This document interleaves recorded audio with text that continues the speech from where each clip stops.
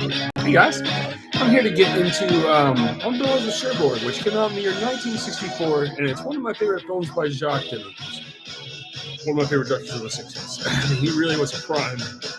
First, just having fun and some colorful visuals. It reminds me a lot of the foundation that Wes Anderson would continue in modern times, but Jacques Demy most certainly brought that kind of Wes Anderson spark to the musical genre. And I've had discussions about this film with a few people who have told me that they don't like this film because it's so sloppy in how it's executing a lot of its music.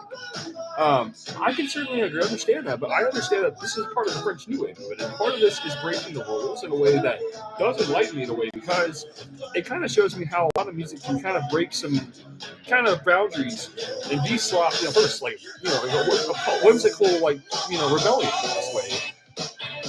And I think that can certainly express something that very much resembles a melancholic state, because I think this is literally a raw expression of joyful melancholy. Because in the end, they don't the couple doesn't end up together, but you kind of do see this couple at the highs. You kind of just see literally focus on Catherine Deneuve just crushing hard on this guy, literally to the point of innocent, and as opposed to the insanity that would have pulled with some feels like repulsion and Belle Joie. This is like literally the innocent side of the coin, but it turns out just as perfect. Just seeing this really innocent romance kind of move between Captain Dude and this guy.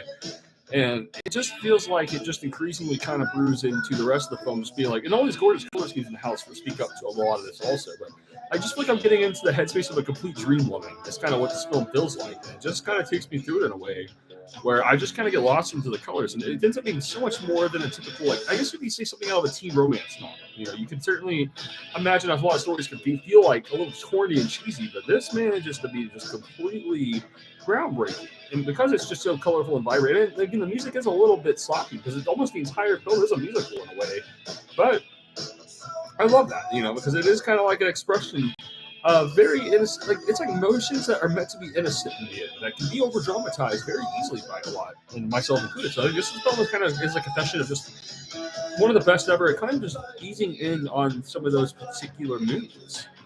And I mean, because that's what's interesting. It's like, and I think it's something needed to grow on me in time too, because I think maybe some of those conversations kind of might have challenged me a little too much, because it is pretty sloppy. But I think when I come back to it, I actually get like a lot of my stuff like across. I'm like, yeah, I prefer it sloppy, I revisited the film Waking Life later recently. That blew me away all over again, just because I realized in time that film was intended to do something different than Slacker. I used to consider that a bit of a ripoff, but I think it just kind of continues. I'll save that for the review itself, but I just got to rave a little bit about it on here. But basically, that film is just kind of doing what a lot of this film is doing, which is just a lot of it's not perfect, but it's almost so sloppy that it's kind of whimsical rebellion, and it ultimately represents perfectly what a dream woman, an ideal woman would perceive in the end as a playful good time. But it ultimately ends up like they don't end up together. So it's just extremely relatable and to the heart. And yeah, that's got to do with power. Majestic. She's my favorite actress of all time for her work in the 60s. She's doing. Mesmerizing. It's some of the best acting ever. And I just really love the world building that Jacques Demy creates here. It's really special. And he's already right on the same level as he is on Young Girls of Rochefort, but it's more in a homely setting. It's more of a homely atmosphere, while Young Girls of Rochefort is almost just hanging out. And what's melancholic? That's more happy. That's more happy. This is like a little more like a sweet. This isn't like depressing at all. This is a very sweet film. And this is like, I just got me a little more. I feel like the way that a lot of music was like, when I was young, I always wanted like the sound of music to hit me that hard. I love the sound of music quite well, but it's not in this level to me because it's not as colorful and I guess just kind of rule breaking. So I think it's like, I can get a little bored of it. It's a little too traditional. I like some rule breaking. French New Wave is the ultimate genre doing that. It's certainly a big time product of French New Wave, which is, again, sometimes there was an intense revolutionary foundation of break rules, do things that have never been done before. And I think sometimes guys like Jacques Demy were very grounded dreamers, and I think I love grounded dreamers the most. I love that French outlook, and that's a heavily influenced on me. I like to perceive a lot of this stuff. It's like, because it's in the end, it's a game and it's meant to be played for. It's not too dead serious, although it feels dead serious, maybe to you as a person, but to no one else is feeling that extent, So most people aren't. So it's like, that's otherwise it's too conspiracy theorist, So this is like sometimes art is meant to soothe you from being too much of that crazy conspiracy theorist. There's a level right there. That's why Shut taught me. It's like, okay, there we go. That is not the level. So This is a really sweet film that eases me out completely by the color schemes. And just again, Kathleen Deneuve's just grace. I mean, simply put, basically the dream woman. It's like you watch her go through this. And it's like, of course you want to watch it. You almost just want to see her, but of course, as reality goes, you can't hang out with this person. This person is wonderful. So you can't really be there to soothe her and all of her any of her sorrows, and to be there for her at any of those moments where she wants that guy. So you just get all that out while watching this film. And that's what Jacques Demy films do. It certainly takes you from about a man's perspective on a lot of feminine, these sweets. And I love that because it kind of washes over me in a way where it's easy to fit in when the time calls for it. It feels like it's like, yeah, I love this film. It certainly feels like it's kind of just upgrading the foundation of what like, Singing in the Rain is doing, but bringing it to more of the directing of like, this is uniquely a film in its story, because it's like, yeah, the colors are so important to it. Just the quality of it being like trapped in a home, because that's what melancholy can feel like. It's like you're almost in a bubble, and I'm realizing it seems like by contrast, it's almost like a person you're longing to be with would be able to. You kind of feel like it deep down, and a person would take you to a better place. It's like ultimately she realizes she can't be around that guy. So, kind of seeing this from a woman's perspective, it certainly balances me out so much. I'm like, yeah, it kind of just calms me down completely. Whenever those curious moods can arise, as I was kind of portraying. Well, there you go. This is the most innocent side of the coin. This is what it really is. It's innocent and sweet. It's just that a lot of people corrupt it too insane. This isn't the way it's meant to be. A lot of this romance, a lot of it's the sweet side. That's what I perceive as the dream couple. They always know that it's a simple thing, a simple foundation in the end. It's like you can still completely be open-minded to a person who isn't exactly in your shoes. And I think that's where I see a lot of the flaws in couples. You don't understand that it's like not everyone has this maybe spark of joy the particular way that you're getting it. And sometimes you get closed-minded. Like I love people who are open-minded. So if you're searching for God, inside of all that too.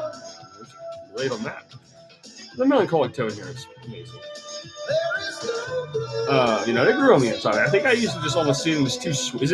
My question is this too sweet? But I'm like, I need this sweet because there's almost a naivete to Kathleen Deneuve about this film that really is like important, I think. And I don't know, it's really delightful to watch this film unfold. It is like kind of that similar impact that Wes Anderson films leave, but more of a woman's side.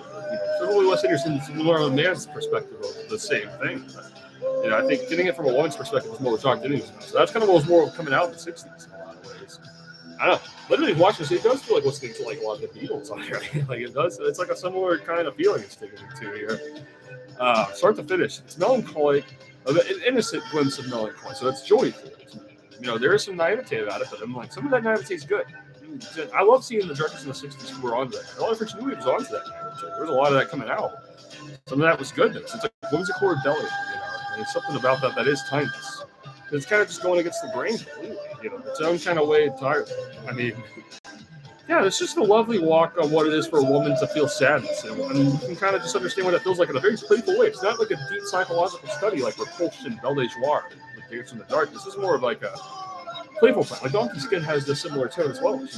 That's a weirder take on it. It's just a lot more innocent. And that was really getting into some like, it feels like Jacques Demy was getting a little bit more perverted than typically. I think he was getting into some directors' work. Kubrick was clearly in that mood before he was making Clock Reporter. Hatred. Maybe from some perverted thoughts he's having beforehand on actions and thoughts. Same here. It's like, geez, Jacques Demy. He never goes that far. He's always sweet about his weirdness. Very French-esque perspective, classic way. But that's not good.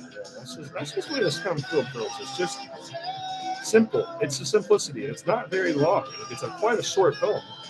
And it's just got a lot of life to it. I don't know. That's the thing about Demy that almost grabs me the most of any of the French directors when I'm craving for it. Sometimes I prefer Goddard. I think Goddard is wiser, but I think that Demy just kind of speaks to my heart directly.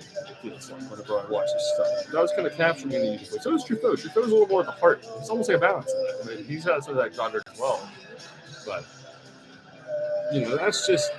it's a beautiful film the entire way through. I love this film. It's a treasure. I recommend this film to anybody. If any of those Disney movies, I feel like this is like a Disney movie, basically. One of the best of its kind.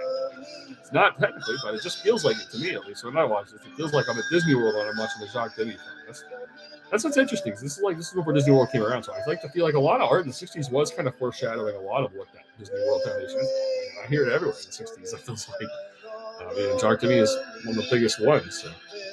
He's more or less psychological, more innocent of just a story of just a person who is in a joyful state of melancholy because they're dying to be around another person. But sometimes you can feel too dramatic. That's when the stuff gets too serious. It's like it has to kind of come back to, oh shucks, it's nothing.